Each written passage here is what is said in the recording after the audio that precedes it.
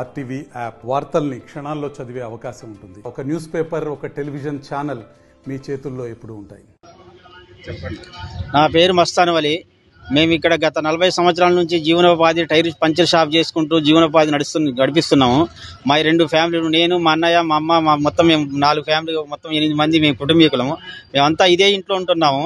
ఇక్కడ BTPS bridge కట్టడం వల్ల మాకు అనేక నష్టం జరుగుతుంది. దానివల్ల గోడ వాళ్ళు పెద్దగా ఒక 20 అడుగులు గోడ లేపేసి దాన్ని ఇచ్చేస్తా అంటున్నారు. రేపు ఆ గోడ కొన కూలిపోయి మా పరిస్థితి బాగా దారుణంగా ఉంటుంది. దీన్ని ఎంఆర్ఓ గారి దగ్గరికి పోయాము, కలెక్టర్ గారి దగ్గరికి పోయాము, ఆర్డీఓ గారికి లెటర్ పెట్టాము. వాళ్ళు వచ్చి ఎవరు మమ్మల్ని స్పందించలేదు, ఆదుకోలేదు. కనీసం వచ్చి అడిగిన వాళ్ళు కూడా లేరు ఇప్పటి వరకు కూడా. దయచేసి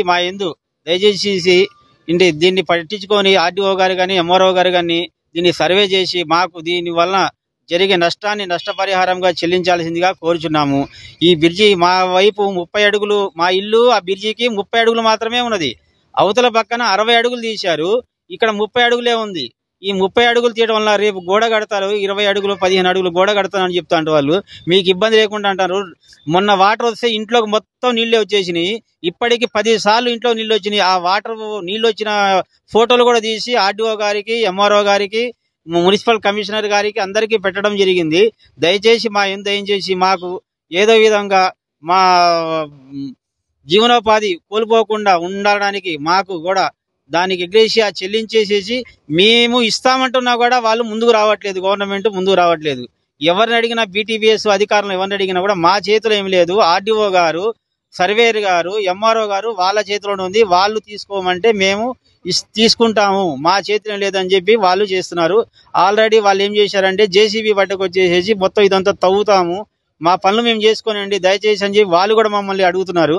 మేము దాన్ని అడ్డగించేసేసి ఆపడం జరిగింది. ఈ రోజు మా అమ్మగారు, నేను, మా ఫ్యామిలీ 2 పిల్లగాళ్ళు ఈ దుమ్ములోనే పడి ఉంటున్నాము. మా ఇంటి వెనకాల సింగరేణి రోడ్డు, మా ఇంటి ముందు ఆర్ఎన్బి రోడ్డు. దీనివల్ల మాకు డస్ట్ వస్తుంది, ఎలర్జీ వస్తున్నాయి, ఆరోగ్యం ఖరాబ్ అయిపోయింది. ఆల్రెడీ మా అన్నయ్య గారు ఆరోగ్యం ఖరాబ్ అయ్యి ఊపిరితిత్తులు దెబ్బతిన్నది. మా అమ్మగారు కూడా పరిస్థితి, ఆమె కూడా ఆరోగ్యం పరిస్థితి బాగా దారుణంగా ఉంది. దయచేసి మమ్మల్ని కాపాడాలని చెప్పేసి, ఆదుకోవాలని చెప్పేసి మాకు కూడా దీని మీద రిపెండెన్స్ ఇచ్చేసి మమ్మల్ని మేము ఇల్లు కూడా ఇస్తామంటున్నాము. అందరిలాగా వేరేలాగా మేము ఇవ్వమని డిమాండ్ చేయట్లేదు. మేము మా ఇల్లు ఇస్తాము, మాకు ఎగ్రీషియా చెల్లించేసి మా ఇల్లు కూడా తీసుకోమని చెప్పేసి రిక్వెస్ట్ చేస్తున్నాం సార్. దయచేసి దయచేసి మా ఇల్లు తీసుకొని మమ్మల్ని ఆదుకోండి. ఎంఆర్ఓ గారికి, ఆర్డీఓ గారికి, మున్సిపల్ కమిషనర్ గారికి, కలెక్టర్ గారికి, ఎమ్మెల్యే గారికి పేరున నమస్కరించి మనవి చేసుకుంటున్నాం సార్. నమస్తే సార్, అందరికీ నమస్తే సార్.